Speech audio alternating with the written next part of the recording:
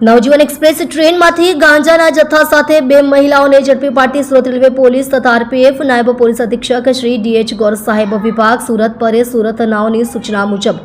તથા police inspector Shri HD વ્યાસ Surat railway police station નાઓના માર્ગદર્શન મુજબ રેલવે પોલીસ તેમજ આરપીએફ સ્ટાફના દ્વારા સઘન ચેકિંગ કરવામાં આવી રહેલ હતું। તે દરમિયાન તારીખ 15/10/2025 રોજ ટ્રેન નંબર 12656 નવજીવન એક્સપ્રેસ ટ્રેનમાંથી ટ્રેન પેટ્રોલિંગ દરમિયાન RPF head constable Rakesh Pratap તથા તેમની સાથેના ફરજ પરના માણસો દ્વારા બે મહિલાઓને તેમની પાસેની 4 બેકપેક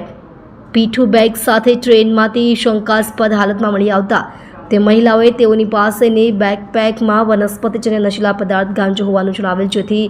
સુરત રેલવે સ્ટેશને સદર ટ્રેન સુરત પ્લેટફોર્મ નંબર 1 ઉપર આવતા મજકૂર બંને મહિલાઓને 4 બેકપેક પીઠુ બેગ સાથે ઉતારી આરપી સ્ટાફની મદદથી સુરત રેલવે પોલીસ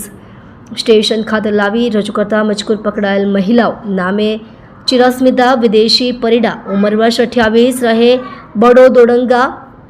જિલ્લો ગંજામ ઓરિસ્સા તથા કુન્ની પાઠી પૂર્ણાચંદ પાઠી ઉંમર વર્ષ 50 રહે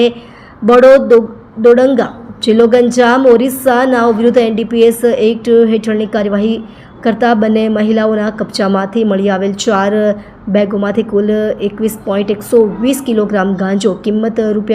₹2,11,200 તેમજ 4 બેકપેકો કિંમત ₹0 તથા અંગ ઝડતીમાંથી 2 મોબાઈલ ફોન કિંમત ₹10,000 મળી કુલ કિંમત ₹2,21,200નો મુદ્દામાલ કબજે કરી બંને મહિલાઓ વિરુદ્ધ કાયદેસરની કાર્યવાહી કરી ગુનો રજીસ્ટર કરી બંને મહિલાઓ વિરુદ્ધ કાયદેસરની કાર્યવાહી કરવામાં આવેલ છે। આપ જોઈ રહ્યા છો ગુજરાતની સૌથી પહેલા ખબર આપતી Surat Express news channel director Rajesh મંગલેની સાથે।